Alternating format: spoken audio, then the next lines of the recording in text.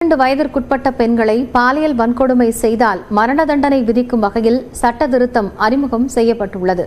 சட்டப்பேரவையில் உரையாற்றிய முதலமைச்சர் மு.க.ஸ்டாலின் பெண்களுக்கு எதிரான குற்றங்களை இரும்பு கரம் கொண்டு அரசு அடக்கி ஒடுக்கி வரும்